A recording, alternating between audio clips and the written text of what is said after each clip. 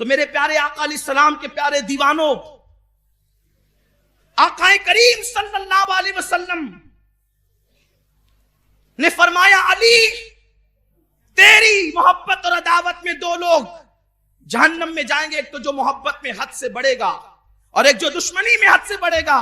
लेकिन अल्हम्दुलिल्लाह वो लोग जो हदों में रहेंगे, दरमियान में, वो अहले सुन्नत है। हमने ना अली को बढ़ाया, इसलिए कि जिसका नाम अली हो उसे बढ़ाया ही नहीं जा सकता, और जिसका नाम अली हो, जिसकी जात अली हो, उसको घटाया ही नहीं जा सकता, इसलिए कि वो अली वलियों का वली है, ताजदार विलायत, खत्म विलायत। तो बहरहाल हजरत तलहा का सर लाने वाले को फरमाया, तुझे जहन्नम की बशारत। उसने कहा, आपसे लड़े तो जहन्नमी, आपकी तरफ से लड़े तो जहन्नमी। अरे लड़ना भी तो सहाबा से थोड़ी लड़ना, क्योंकि तेरी औकात ही नहीं सहाबा से लड़ने की। अगर लड़ तो उनसे लड़ तो उनसे लड़ अली की ताईद में, जो अली के दुश्मन है। तू दुश्मन जो है वो तराशता है और उसके बाद दुश्मन बनाकर उनको गालियां देता है, तो तब तो जहन्नमी में जाएगा। तो आपने फरमाया, मैं क्या करूं? हुजूर ने फरमाया कि तलहा का कातिल जहन्नमी है। और हजरत जुबैर का हाल ये था कि जनाब जुबैर रदी अल्लाह ताला आखिरी हिचकी ले रहे थे। एक बंदा सामने से गुजरा, तो आपने फरमाया, तू किसके ग्रुप से है?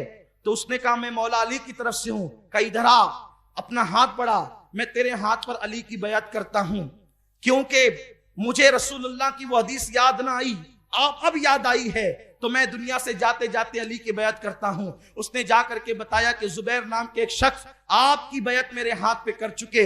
आपने फरमाया, सदाका रसूलुल्लाह सल्लल्लाहु अलैहि वसल्लम, अल्लाह के नबी ने सच फरमाया कि मेरे आका ने फरमाया कि जुबैर अली जब तक तेरी बयात नहीं करेगा उस वक्त तक उसको मौत नहीं आएगी। ये तलहा कौन है? लोग हजरत तलहा को गालियां देते हैं। ये तलहा हजरत इमाम हुसैन के ससुर हैं, क्योंकि इमाम हुसैन की 5 बीबियां थी, उसमें से जो जनाब उम्मे इसहाक है, ये उम्मे इसहाक के वालिद हैं जनाब अबू तलहा रदी अल्लाह ताला अन्हु। तो याद रखें, इन रिश्तों का भी ख्याल करें। फिर मौला अली खलीफा हुए, मौलाए कायनात की खिलाफत हुई। मौलाए कायनात की खिलाफत में 3 जंगें हैं, बड़ी बड़ी, जमल, सिफ़ैन और नहरवान। तीनों जंगों में अल्लाह ने मौला अली को फतह नुसरत अता फरमाई।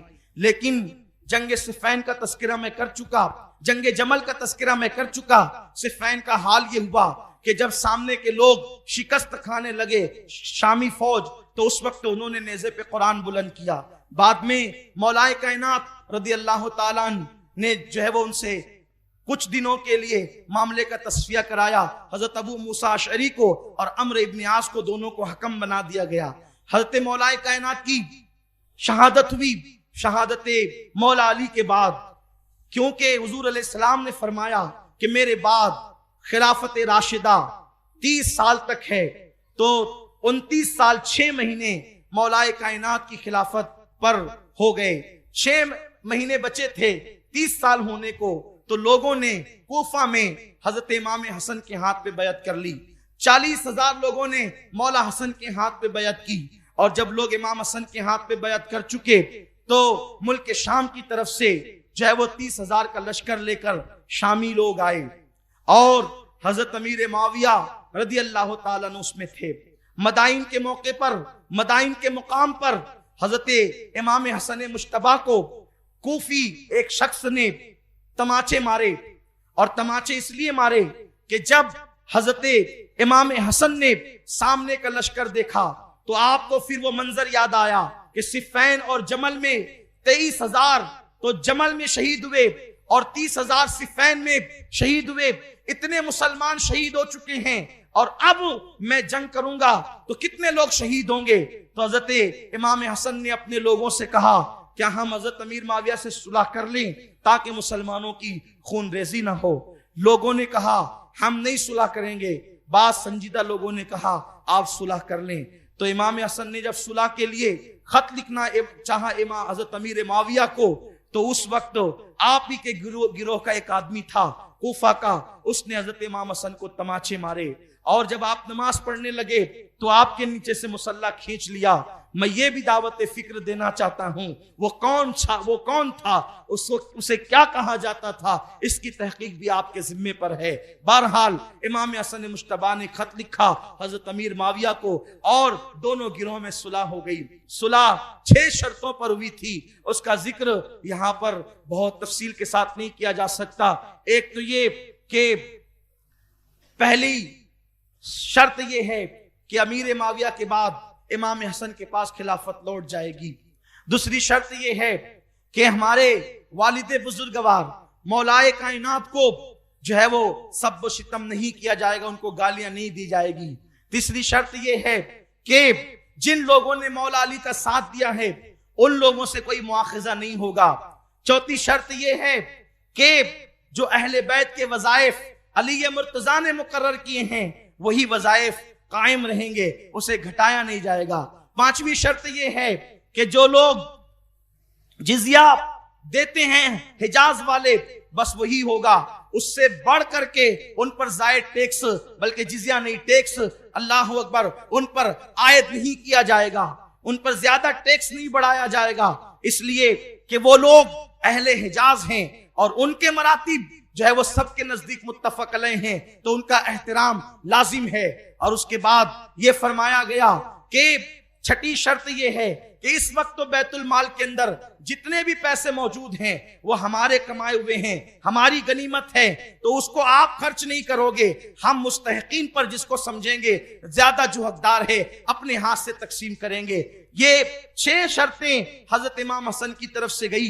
उधर हजरत अमीर माविया ने एक खाली कागज पर मुहर लगाया और दस्तखत की, कहा शहजादे रसूल जब आप सुलह के लिए हाथ बढ़ाते हैं तो मेरी तरफ से ये तजवीज है कि आप जितना चाहे जो चाहे लिख दें, बस मैंने आपके सामने खाली कागज भेज दिया है, आप जो कहेंगे मैं मानने के लिए तैयार हूं, लेकिन बस मुझे हुकूमत चाहिए। हजरत इमाम हसन ने सुलह कर ली और बुखारी शरीफ की वो हदीस हुजूर अलैहिस्सलाम ने जो पेशिन गोई फरमाई थी, गैब की खबर दी थी कि ये मेरा बेटा सैयद है हसन, इसके जरिए से अल्लाह 2 मुसलमानों के गिरोह में सुलह कराएगा। बस यहां मुझे इस पे कोई तफसीरा नहीं करना, इतना आपको कहना है कि देखो बुखारी शरीफ की हदीस सही है, जंगे सिफ़ैन हो गई, जमल हो गई, सारे झगड़े हो गए, लोग कत्ल हो गए।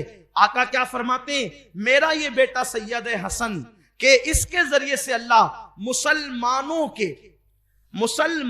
के 2 गिरोह में सुलह कराएगा। तो इसका मतलब सुलह किससे हुई? अमीर माविया से। तो जिसको रसूलुल्लाह मुसलमान कहे, अब क्या आज किसी को हक है कि वो हजरत अमीर माविया को काफिर कहे? मैं हजरत अमीर माविया रज़ियल्लाहु अन्हु की वकालत नहीं कर रहा हूं, लेकिन चूंकि शर्फ़े सहाबियत उनको हासिल है तो उनके सहाबी होने की वजह से उनकी शान में कोई बात जो है वो खिलाफ न कही जाए। सरकार गौसे पाक गुनियतुत तालिबीन में फरमाते हैं कि जब भी सहाबा का जिक्र करो खैर के साथ करो, क्योंकि अल्लाह के हबीब अलैहिस्सलाम ने फरमाया कि जिसने मेरे सहाबी की गुस्ताखी की उसने मुझ पे जुल्म किया। तो अगर आप सहाबा किराम की मनकबत नहीं पढ़ सकते तो उनकी बेअदबी और तौहीन भी ना करें। बस मैं इतना चाहता हूं, और यही अहले सुन्नत का बिल्कुल वाज़ेह मौक़िफ़ है, कोई सहाबी हो, खास तौर पर हजरत अमीर मुआविया रज़ियल्लाहु ताला अन्हु यजीद के बाप होने की वजह से हम उनको कुछ नहीं कह सकते क्योंकि वो सहाबी है। जब किनान के बाप होने की वजह से हजरत नूह को कोई गाली नहीं देता तो और दे भी कैसे सकता है क्योंकि वो अल्लाह के पैगंबर है। उसी तरह से अजमत रसालत जो है अल्लाह अकबर हमें रोकती है क्योंकि अजमत रसालत से निस्बत है अजमत सहाबियत को, तो हम एक सहाबी का एहतराम करते हैं। बस मैं इतना अर्ज करना चाहता हूं। तो हजरत अमीर माविया से सुलह हुई, सुलह होने के बाद